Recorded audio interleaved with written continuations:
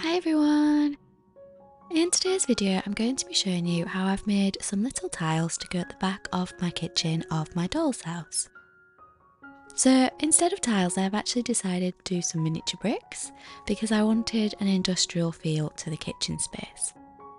So I started by making some templates, and as you can see I did actually draw out a design for tiles, and I did go to the extent of making some tiles out of air dry clay, but before the clay dried I decided to roll it all back up into a ball and put it back into its container to use for something else because I just didn't think that they looked right to match the theme of the doll's house apartment. So these little miniature bricks will be going behind the kitchen units that I've already made, like this, and behind the little fridge that I haven't made yet. So I started by drawing the templates onto paper, and then I transferred this onto some plywood. And I then carefully cut these pieces out of plywood using my Stanley knife, obviously being really careful and working very slowly. As I always say, please don't copy any of the techniques that I use in my videos because I'm not a professional. I'm just showing you a little diary entry of how I'm renovating my doll's house. So to start with, I covered these two pieces of plywood with some Mod Podge because I wanted to try and seal the plywood so that it didn't warp when I added the wet filler mixture that I would be using to make the brick effect. This is something that I hadn't tried before, but I know that when I made my little worktop for my miniature kitchen using filler and plywood, it did warp a little bit, so I needed to do something to try and prevent this.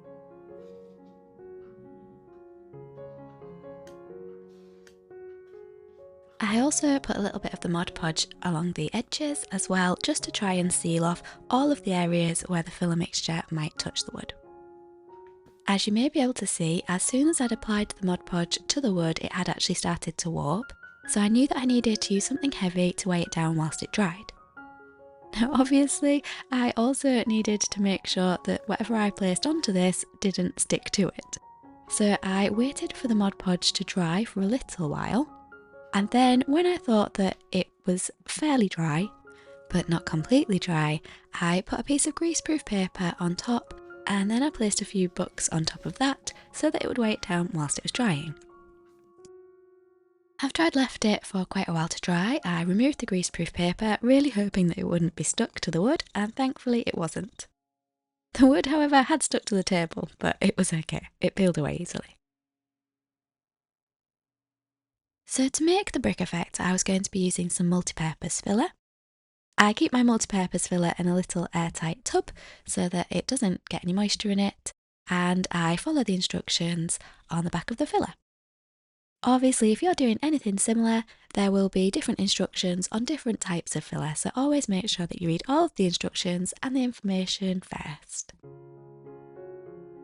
So I mixed up a paste that I could spread. I always add too much water at first, so I was trying to be really careful by adding just a little bit at a time. But of course, I did then add too much water, so I ended up having to add more filler.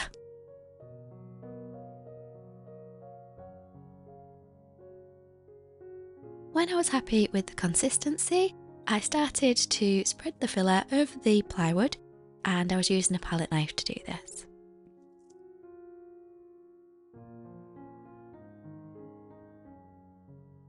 I'd applied the filler mixture so it was about just under ½ centimetre deep, and once it was applied fairly consistently, I used a sponge to even out the surface and to add some texture. Next, it was time to score the lines in to make individual bricks. So to do this, I was using a kebab skewer. So I've found that these kebab skewers that are quite big have been useful for loads of different projects, so I have them in my craft box. Obviously, this skewer will never be used for food.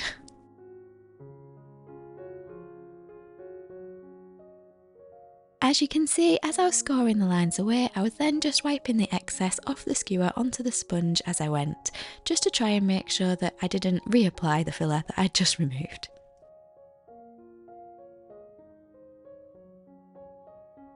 After scoring the whole pattern onto this piece of plywood and filler, I then decided that actually I wasn't happy with the size and the shapes of the brick. bricks. So thankfully the filler hadn't started to fully dry yet, so I had time to use the palette knife to smooth down the surface, use the sponge again to apply some texture, and repeat the whole process, making sure that the bricks were slightly smaller. As you may be able to see, I was trying to work a little bit more quickly because the filler would start to dry pretty soon.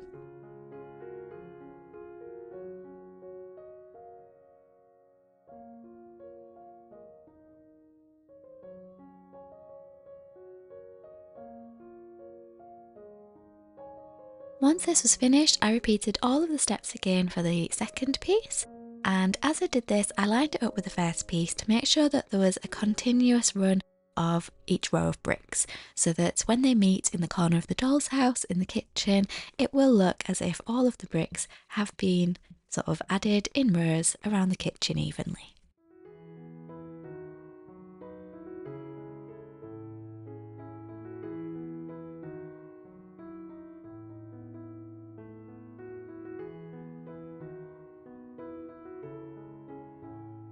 I then left everything to dry, and once they were dry, this is what they looked like.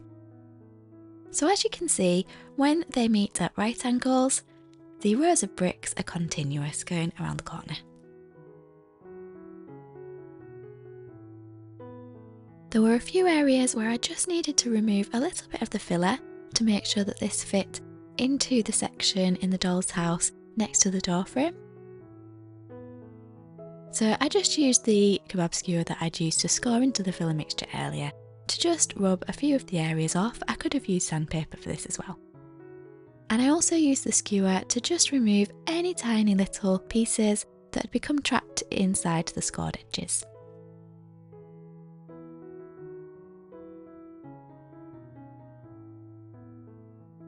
My next step was to paint all of this brickwork a dark colour.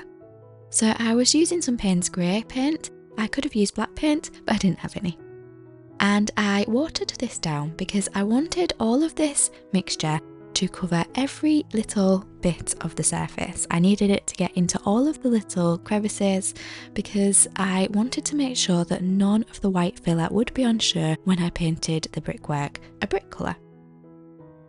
The reason why I did this was because when I've made brickwork previously for the outside of my doll's house, I've always found that after painting it the brick colour, there's always little tiny areas where I can see the white filler showing through from different angles. So I wanted to make a wash to try and run into all of the little creases and the little scored edges so that you couldn't see the white filler anymore.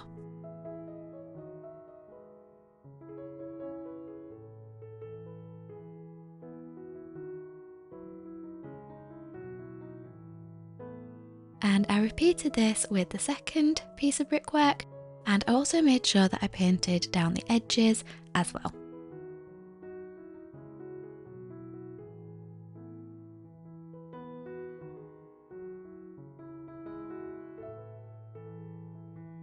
I left these pieces to dry, and when they were completely dry, it was time to start painting them to look like real brick. So I was using yellow ochre, burnt sienna and burnt umber acrylic paint. This time the paint wouldn't be watered down. I mixed the paint a little bit with the paintbrush, but I didn't mix it thoroughly because I wanted to kind of apply the paint in patches so that I had some lighter areas and some darker areas.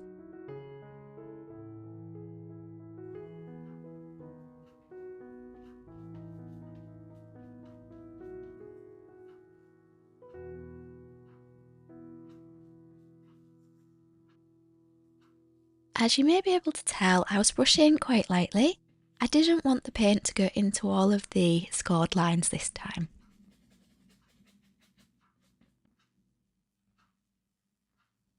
I was aware that when I'd made my template for these pieces of brickwork, there were some gaps around the edges because I didn't want these pieces to be so big that they didn't fit. So I decided at this point that I would paint the wall behind the bricks the same colour as the brickwork, so that if there were any gaps, it would hopefully camouflage into the brickwork. Now I was trying to be really careful not to get any of the paint onto the floor of the doll's house. And I didn't need to have an exactly perfect line at the side because the bookcase would be covering the edge. But unfortunately, as I was painting, I accidentally knocked the little green support post at the front, and the whole mezzanine level fell down.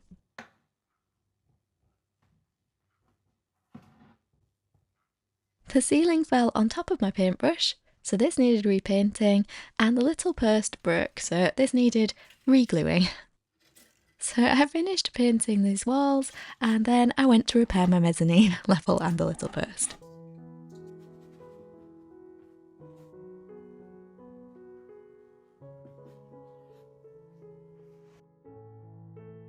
When the bricks were dry, it was time to add a little bit of extra colour using some soft pastels.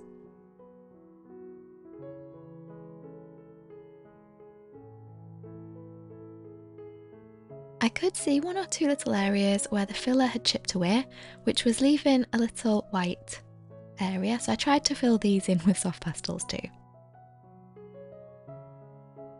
I did use a little bit of fixative spray after this to make sure that the chalky soft pastels didn't rub away. And then I glued these panels into place in the doll's house. They've been a little bit tricky to photograph because it's a dark area of the doll's house where there's not much light, but they do look a little bit lighter than this in real life.